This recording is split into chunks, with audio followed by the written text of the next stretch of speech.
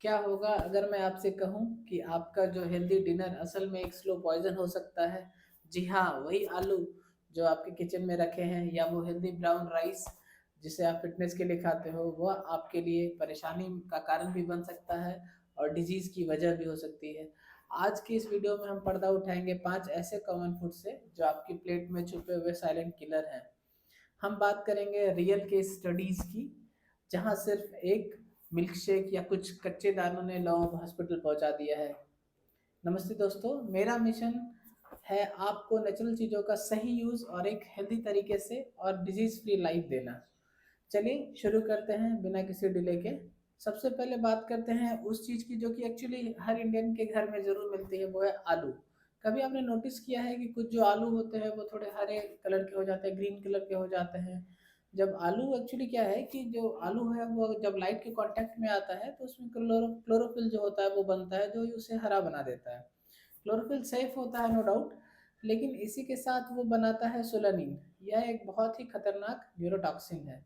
अब इसमें क्या है कि अगर आप लगभग 450 ग्राम 450 ग्राम पूरी तरह से हरा आलू खा लें तो एक हेल्दी एडल्ट की जान तक जा सकती है, बहुत परेशानी में वो आ सकते हैं।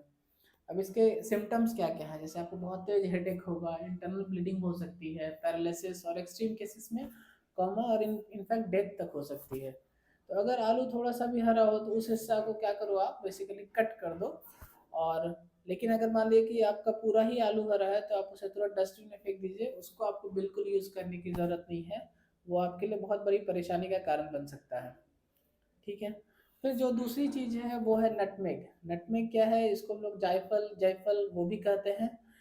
अगर आप इसको आप देखेंगे तो यह क्या है कि गरम मसालों की शान बोला जाता है लोग इसे, लोग, लेकिन इसका एक ओवरडोज अगर आप ले रहे हैं तो वो आपको पागल तक बना सकता है।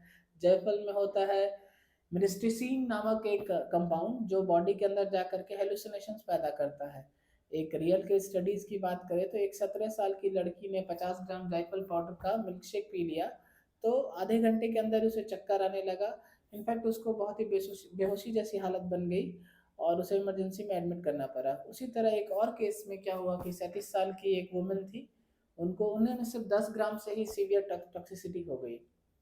अब मसाले के तौर पर आप एक चुटकी जायफल अगर चाहें तो वो ठीक है, लेकिन इसे अगर आप मेडिसिन या सप्लीमेंट की तरह बिना डॉक्टर की सलाह पर लेंगे तो वो दिक्कत में आ सकते हैं आप। फिर नंबर 3 पे आता है आपका बीटर आलमंड्स, करवे बादाम। साइनाइड अटैक इससे हो सकता है। बादाम जो है वह दिमाग को तो ऑब्वियस है कि वो तेज करता है, लेकिन अगर मान लीजिए बादाम करवा मिले तो समझ जाइए। कड़वे बादाम में होता है एमिग्डालिन, जो कि एक चबाने पर हाइड्रोजन साइनाइड रिलीज करता है। दुनिया का सबसे खतरनाक जहर होता है वो। इसका लीथल डोज क्या हो सकता है? तो सिर्फ 6 से 10 अगर आप करवे बादाम एक एडल्ट में सीवियर पॉइजनिंग क्रिएट कर सकता है। बच्चों के लिए तो 5 से 10 बादाम भी इनफैक्ट जानलेवा हो सकती है। अब इसके सिम्टम्स क्या क्या होंगे अगर आपने ये ले लिया हो? तो सांस लेने में दिक्कत हो सकती है और डायरेक्ट हार्ट फेल्योर तक का भी रीजन बन सकता है। Stay safe. हमेशा आप क्या करिए, सर्टिफाइड स्वीट आलमंड्स जो होता है उसे ही खरीदें, और गलती से अगर मान लीजिए सपोज कोई बादाम कड़वा लग जाए तो उसे तुरंत ही थूक दें, मतलब अगर मुंह में चला जाए तो उसे हटा दें।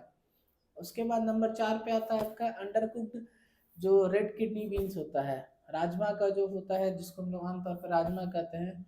उसमें क्या है कि राजमा चावल नाम सुनते हैं बहुत लोगों के मुंह में पानी आ जाता है कि अरे यार राजमा चावल तो बहुत अच्छा लगता है, बट अगर आप ये, आपको एक चीज़ ध्यान देना होगा कि अगर ये अंडर कुक्ड है तो राजमा किसी भी पॉइजन से कम नहीं है। लाल राजमे में होता है फाइटो हीमोग्लूटिनिन, जो कि आपका ये एक्चुअली एक काइंड ऑफ टॉक्सिन है।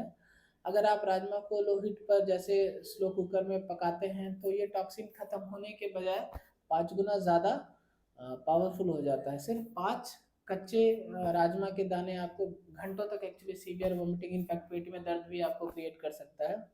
इसका सेफ मेथड क्या है? राजमा को कम से कम 12 घंटे भिगो कर रखिए, उसके बाद 100 डिग्री सेल्सियस पर कम से कम 10 से 30 मिनट तक आप उसको तेज उबालें, विग्रस बॉइलिंग करिए, जिससे क्या है कि राजमा पूरी तरह से गल जाए। आपको तब तक करना चाहिए जब तक वो पूरी तरह से गल ना जाए।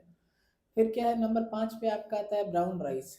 हेल्दी या फिर ये कैंसर कॉज है एक्चुअली क्या है कि आप जो ये फूड है आप इसका इसका इसके बारे में आप सोच करके थोड़ा सा आपको अजीब लगेगा, बट ब्राउन राइस ये जो है एक्चुअली लोग इसको हम लोग भी सुपर फूड समझते हैं, बट इसमें क्या है कि राइस प्लांट में मिलती है आर्सेनिक एब्जॉर्ब करने की गजब पावर होती है। और ये आर्सेनिक सबसे ज़्यादा जो है राइस के आउटर लेयर, ब्रैन और जर्म्स में ज़्यादा जमा होता है। ठीक है, इससे क्या है कि ब्राउन राइस में वाइट राइस का कंपैरिजन में तो लगभग 1.5 गुना से 1.8 गुना ज़्यादा इनऑर्गेनिक आर्सेनिक होता है। तो लॉन्ग टर्म में अगर इसका आप ज़्यादा कंजम्पशन करते हैं तो फिर ये cancer, diabetes, in fact heart disease का भी रिस्क बढ़ा देता है।